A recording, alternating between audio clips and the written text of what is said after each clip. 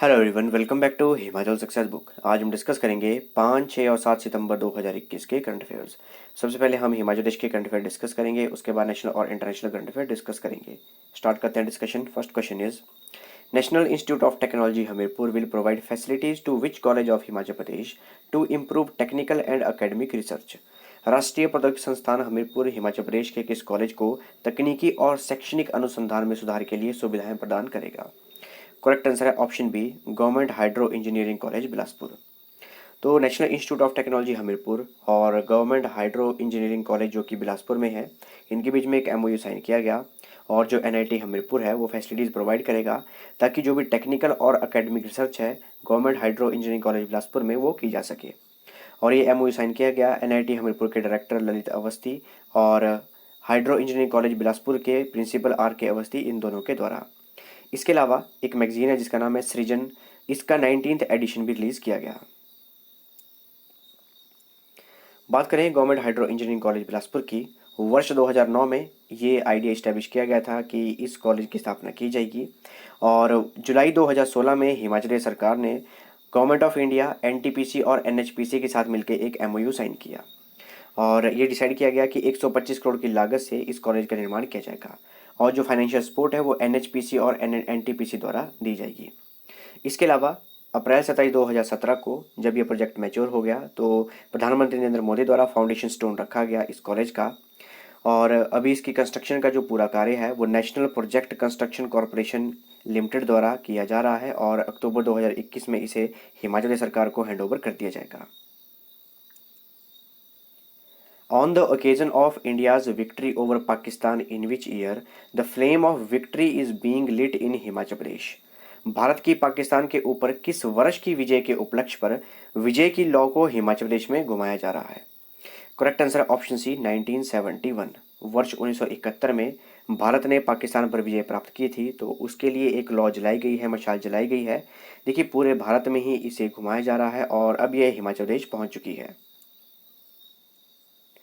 देखिए इसे सेलिब्रेट क्यों किया जा रहा है, क्योंकि 50 वर्ष पूरे हो चुके हैं तो स्वर्णिम विजय वर्ष के रूप में इसे मनाया जा रहा है और 50 वर्ष पूरे हो चुके हैं। इसके अलावा बांग्लादेश का भी बर्थ हुआ था 1971 में और इस वर्ष को स्वर्णिम विजय वर्ष के रूप में भी मनाया जा रहा है और इसे लाइट अप किया गया था प्रधानमंत्री नरेंद्र मोदी द्वारा 16 दिसंबर 2020 को और गोल्डन विक्ट्री ईयर के रूप में सेलिब्रेट किया जा रहा है और अब इसे पूरी कंट्री में घुमाया जा रहा है। अभी ये हिमाचल प्रदेश में पहुंच चुकी है।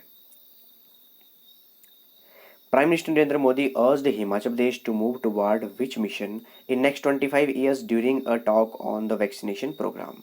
टीकाकरण कार्यक्रम पर बातचीत के अवसर के दौरान प्रधानमंत्री नरेंद्र मोदी ने अगले 25 वर्षों में किस मिशन की तरफ बढ़ने के लिए हिमाचल प्रदेश से आग्रह किया? करेक्ट आंसर ऑप्शन ए, केमिकल फ्री हिमाचल। देखिए इंटरेक्शन प्रोग्राम था जिसमें प्रधानमंत्री नरेंद्र मोदी ने काफ़ी सराहना की हिमाचल प्रदेश की कि फर्स्ट डोज में 100% कवरेज की जा चुकी है हिमाचल प्रदेश द्वारा और ज़ीरो वेस्टेज की है हिमाचल प्रदेश ने कोविड वैक्सीनेशन की और काफ़ी अप्रिशिएट किया हिमाचल प्रदेश के एफर्ट्स को। इसके अलावा ये भी कहा गया और ये भी रिक्वेस्ट की गई प्रधानमंत्री नरेंद्र मोदी द्वारा हिमाचल प्रदेश की सरकार से और सभी लोगों से कि अगले 25 वर्षों में हिमाचल प्रदेश को केमिकल फ्री हिमाचल बनाया जाए और इसे ऑर्गेनिक स्टेट बनाया जाए। आप देख सकते हैं इमेज में प्रधानमंत्री नरेंद्र मोदी सभी लोगों से इंटरेक्शन कर रहे हैं जिन जिन लोगों को सिलेक्ट किया गया था। ये आशा वर्कर हैं और ये जो कुल्लू का मलाना एरिया है वहाँ की आशा वर्कर हैं। इनका नाम याद रखिएगा, ये निर्मा देवी हैं और इनका भी नाम याद रखिएगा, इनका नाम है करमू देवी और ये उन्ना सिंह है। इनके भी साथ इंटरेक्शन की गई तो कभी एग्जाम में अगर क्वेश्चन आए तो नाम में कंफ्यूज नहीं होना। और इनका नाम भी याद रखिएगा, निर्मला देवी, ये हमीरपुर से हैं। Where is state of the art defence park in Himachal Pradesh? Himachal Pradesh में अत्याधुनिक रक्षा पार्क कहाँ पर है? तो ये है नालागढ़ में। ऑप्शन सी इसका करेक्ट आंसर है। Where did Chief Minister Jairam Thakur inaugurate the state's first model de-addiction and rehabilitation center? मुख्यमंत्री जयराम ठाकुर ने राज्य के पहले मॉडल नशा मुक्ति एवं पुनर्वास केंद्र का उद्घाटन कहाँ किया? तो ये किया मंडी में और एग्जैक्ट लोकेशन देखें तो मंडी के रघुनाथ का पद्दर ये जगह है मंडी में, तो वहाँ पर इसका उद्घाटन किया गया और ये हिमाचल प्रदेश का पहला model de addiction and rehabilitation centre है। अगर आपको भी लगे कि आपको वहाँ जाने की ज़रूरत है तो आप ज़रूर जाइएगा, विजिट भी कीजिएगा और वहाँ पर कुछ दिन ठहरिएगा भी, पूरी सेवा पानी करेंगे। वहाँ पर सरकार के जो लोग रखे गए हैं, 20 बेड की कैपेसिटी का ये रिहैबिलिटेशन सेंटर खोला गया है। Recently, which temple committee launched its website to which Buddhists consider as Arya Avalokiteshvara? हाल ही में किस मंदिर समिति ने अपनी वेबसाइट शुरू की है जिसे बौद्ध आर्या अवलोकितेश्वर के रूप में मानते हैं? देखिए, हिमाचल प्रदेश में एक टेम्पल है और उसे हिंदू और बौद्ध धर्म के लोग दोनों ही पूजते हैं। तो उनके द्वारा वेबसाइट लॉन्च की गई और बौद्ध धर्म के लोग उस मंदिर को आर्या अवलोकितेश्वर के रूप में मानते हैं। तो ये कौन सा मंदिर है? Correct answer option A, Trilokinath temple. Trilokinath temple Himachal Pradesh के लाहौल स्पीति डिस्ट्रिक्ट में है और इनके द्वारा वेबसाइट लॉन्च की गई ताकि जो भी श्रद्धालु हैं वो वेबसाइट से भी झलक प्राप्त कर सकें, दर्शन कर सकें। और जो त्रिलोकीनाथ टेम्पल है इसकी जो वेबसाइट है वो बनाई गई है त्रिलोकीनाथ आप विजिट कर सकते हैं। और जो टेम्पल है ये उदयपुर में है जो कि केलोंग से 45 किलोमीटर के डिस्टेंस पर है। हिंदू और बौद्ध धर्म दोनों के ही जो लोग हैं वो इसको मानते हैं। हिंदू धर्म के लोग जो त्रिलोकीनाथ देवता हैं इन्हें लॉर्ड शिव मानते हैं, भगवान शिव मानते हैं। और जो बुद्धिस्ट हैं वो इन्हें आर्या अवलोकितेश्वर के रूप में मानते हैं। इसके अलावा जो तिबेटियन पीपल हैं वो इसे गर्जा फाग्सबा के रूप में पुकारते हैं।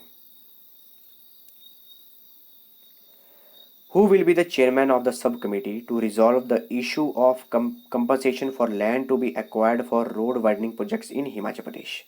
हिमाचल प्रदेश में सड़क चौड़ीकरण परियोजनाओं के लिए अधिग्रहित की जाने वाली भूमि के मुआवजे के मुद्दे को हल करने वाली उप समिति के अध्यक्ष कौन होगा? करेक्ट आंसर है ऑप्शन बी, महेंद्र सिंह ठाकुर। देखिए, कैबिनेट द्वारा एक सब कमेटी बनाई गई है और इस कमेटी के चेयरमैन बनाए गए हैं हमारे जल शक्ति मिनिस्टर महेंद्र सिंह ठाकुर। इस कमेटी का काम क्या होगा? जो भी रोड वाइडनिंग प्रोजेक्ट हैं उनमें लोगों को जब उनकी ज़मीन का अधिग्रहण किया जाएगा तो कंपनसेशन दी जाएगी। तो किस तरह से कंपनसेशन देनी है, जो भी इश्यूज़ हैं उन्हें रिजॉल्व करना है, वो इस कमेटी का कार्य है। और इस कमेटी के और मेंबर्स हैं जैसे कि एजुकेशन मिनिस्टर गोविंद सिंह ठाकुर और फॉरेस्ट मिनिस्टर राकेश पठानिया, ये इसके मेंबर बनाए गए हैं। सबसे पहले कि ये कमेटी क्या करेगी, जो भी हमारी नेबरिंग स्टेट्स है वहाँ पर असेस करेगी, एग्जामिन करेगी किस तरह से इश्यूज रिजॉल्व किए जाते हैं, फिर हिमाचल प्रदेश में इम्प्लीमेंट करेगी और रिपोर्ट को फाइनलाइज करेगी। Under the girl child birth gift scheme a fixed deposit of how much amount would be given on the birth of a baby girl by the Himachal Pradesh government? बालिका जन्म उपहार योजना के तहत हिमाचल प्रदेश सरकार द्वारा बच्ची के जन्म पर कितनी राशि की सावधि जमा राशि दी जाएगी? तो ये दी जाएगी 51,000 रुपये की। देखिए, हिमाचल प्रदेश कैबिनेट ने डिसीजन किया है कि girl child birth gift scheme ये लॉन्च की जाएगी हिमाचल प्रदेश में। और जब भी बेबी गर्ल यानी कि किसी बालिका का जन्म होता है मैक्सिमम अप टू 2 डॉटर्स तक ये स्कीम दी जाएगी। तो 51,000 रुपये की FD करवाई जाएगी। इसके अलावा जो भी डिफरेंशियली एबल्ड और मेंटली रिटार्डेड चिल्ड्रन हैं जिनकी डिसेबिलिटी 50% और इससे ज़्यादा है उन्हें 20,000 पर एनम दिया जाएगा। और ये जो स्कीम है ये सिर्फ जो भी हिमाचल प्रदेश के लेबरर्स हैं, रजिस्टर्ड लेबरर्स हैं, उनके लिए इम्प्लीमेंट की जाएगी। इसके अलावा कैबिनेट द्वारा कुछ अमेंडमेंट भी की गई, जैसे कि Himachal Pradesh building and other construction worker regulation of employment and condition of service rule 2008 इसको अमेंड किया गया। और जो भी रजिस्टर्ड वर्कर्स हैं उनके जो चिल्ड्रन हैं, बच्चे हैं, और उनकी एजुकेशन के लिए कुछ एफर्ट्स किए गए, कुछ इम्प्रूवमेंट की गई, जैसे कि क्लास 1 से लेके 12 तक colleges, diploma courses, post graduation, PhD। तो इनके एजुकेशन को कंटिन्यू करने के लिए इन्हें धनराशि दी जाएगी।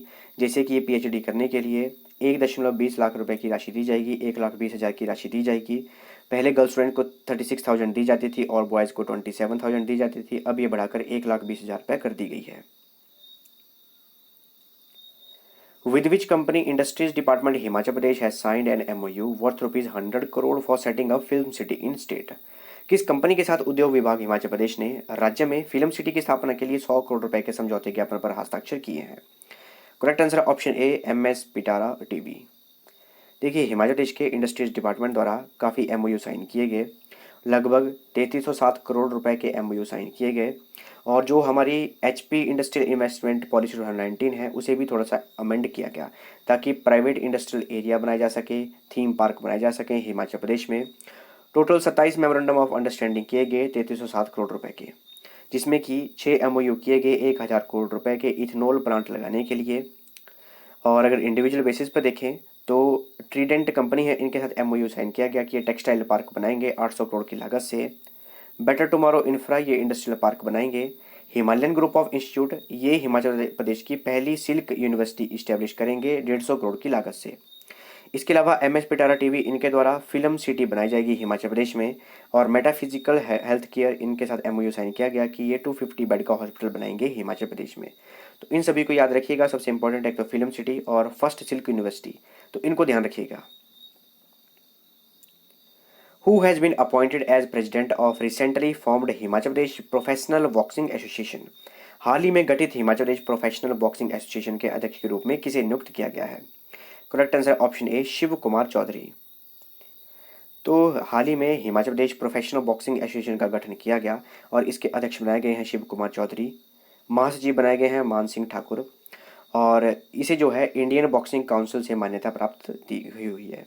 इसके अलावा चीफ बनाए गए हैं सुंदरनगर के विधायक Rakesh Jamwal. Who has been honoured with international pride award by the anti corruption foundation of India?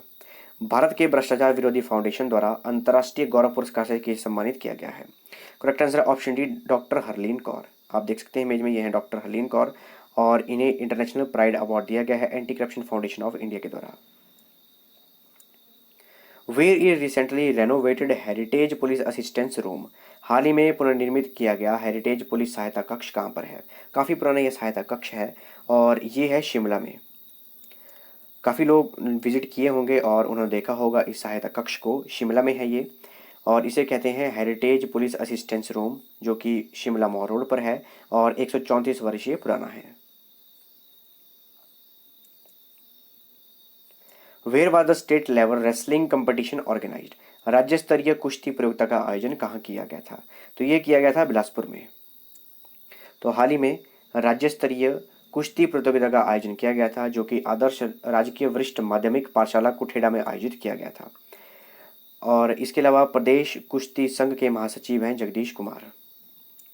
ये लिस्ट है जो भी विनर्स हैं, आप लिस्ट को एक बार रीड कर लीजिएगा। जो भी आपके भाई बंधु हैं उनको कांग्रेचुलेशन बोल दीजिएगा।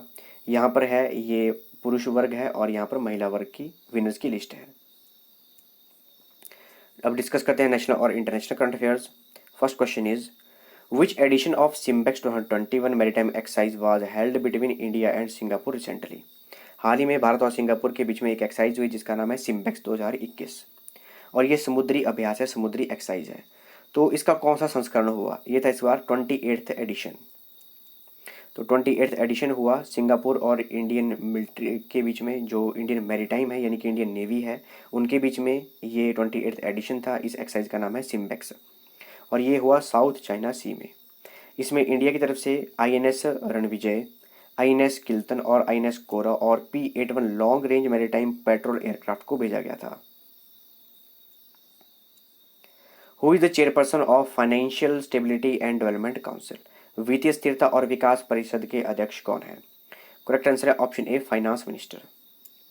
देखिए हाल ही में 24th मीटिंग हुई इस काउंसिल की। काउंसिल का नाम है financial stability and development council और जो हमारी फाइनेंस मिनिस्टर हैं यही कॉर्पोरेट अफेयर मिनिस्टर भी हैं, श्रीमती निर्मला सीतारमण। और ये चेयरपर्सन है हमारी financial stability and development council की और इन्हीं के द्वारा ही इस मीटिंग की अध्यक्षता की गई। With which organization did India launch a plastic pact to promote a circular economy for plastics? Plastic के लिए एक गोलाकार अर्थव्यवस्था को बढ़ावा देने के लिए भारत सरकार ने किस गठन के साथ प्लास्टिक समझौता शुरू किया है? तो ये किया है world wide fund for nature India. याद रखिएगा, world wide fund for nature India, इनके साथ इंडिया ने एक प्लास्टिक पैक्ट किया है ताकि जो सर्कुलर इकोनॉमी है प्लास्टिक के लिए उसे प्रमोट किया जा सके। सबसे पहले समझते हैं सर्कुलर इकोनॉमी को प्लास्टिक के लिए। देखिए ये है प्लास्टिक की बॉटल्स। तो जब भी ये डिस्ट्रॉय करनी होती है तो हम इन्हें डस्टबिन में डालते हैं। उसके बाद जो भी कचरे वाले हैं वो उठा के ले जाते हैं और इन्हें प्रोसेस करने के कार्य शुरू कर दिया जाता है मशीन में। मशीनरी से इन्हें छोटे छोटे टुकड़ों में बांटा जाता है। इसके अलावा प्रोसेस किया जाता है और फिर से बॉटल्स बना दी जाती है। इसे कहते हैं सर्कुलर इकोनॉमी फॉर प्लास्टिक्स। तो इंडिया अब पहला ऐसा कंट्री बन चुका है एशिया में जिसने प्लास्टिक पैक्ट साइन किया है और 16th सस्टेनेबल समिट थी जिसे होस्ट किया गया कन्फेडरेशन ऑफ इंडियन इंडस्ट्री के द्वारा। और confederation of Indian industry, Bharat सरकार और world wide fund for nature India, इनके बीच में MOU साइन किया गया और इंडिया प्लास्टिक पैक्ट साइन किया गया। तो याद रखिएगा इन दोनों ऑर्गेनाइजेशन के बारे में। एक तो world wide fund for nature India है, दूसरी है कन्फेडरेशन ऑफ इंडियन इंडस्ट्री। इसके अलावा इस प्लास्टिक पैक्ट में ये गोल रखा गया है कि वर्ष 2030 तक जो सर्कुलर इकोनॉमी फॉर प्लास्टिक है उसमें ट्रांजिशन लानी है completely. The Ministry of Ayush had launched a campaign Ayush Aapke Dwar to distribute medicinal plant saplings to how many household in 1 year। Ayush मंत्रालय ने एक वर्ष में कितने घरों में औषधीय पौधों के पौधे वितरित करने के लिए आयुष आपके द्वार अभियान शुरू किया है। तो लगभग 75 लाख इतने सैपलिंग जो हैं डिस्ट्रीब्यूट किए जाएंगे एक वर्ष में। इतना लक्ष्य रखा गया है आयुष मिनिस्ट्री द्वारा कि इतने हाउस होल्ड को कवर किया जाएगा। देखिए, इस वर्ष हम मना रहे हैं आज़ादी का अमृत महोत्सव और इसीलिए मिनिस्ट्री ऑफ आयुष ने आयुष आपके द्वार इसे लॉन्च किया है और इसके अंतर्गत 75 लाख हाउस होल्ड को कवर किया जाएगा और जो मेडिसिनल प्लांट है वो डिस्ट्रीब्यूट किए जाएंगे। इसमें तेज पत्ता, स्टीविया, अशोका, गिलोय, अश्वगंधा, लेमोग्रास, तुलसी, सर्पगंधा और आंवला, इन सभी को डिस्ट्रीब्यूट किया जाएगा। Ministry of ports, shipping and waterways, ministry of Ayush, ये सभी संभालते हैं श्री सर्बानंद सोनोवाल और इनकी कॉन्स्टिट्यूंसी है मजूली जो कि है असम में। Who has been appointed as vice president of Asian squash federation from India. तो एशिया स्क्वैश फेडरेशन के उपाध्यक्ष ये बनाया गया है। ऑप्शन ए करेक्ट आंसर है साइरस पोंचा को। और एशियन स्क्वैश फेडरेशन इसका हेडक्वार्टर है कुआलालंपुर जो कि है मलेशिया में। तो ये थी हमारी आज की डिस्कशन और अगर आपको इस सेशन की पीडीएफ चाहिए तो आप टेलीग्राम चैनल से ले सकते हैं। टेलीग्राम पर सर्च कीजिए हिमाचल सक्सेस बुक और वहाँ से आप इस सेशन की पीडीएफ प्राप्त कर सकते हैं। मिलते हैं नेक्स्ट डिस्कशन में। Thanks for watching video. Do like, share and subscribe my channel.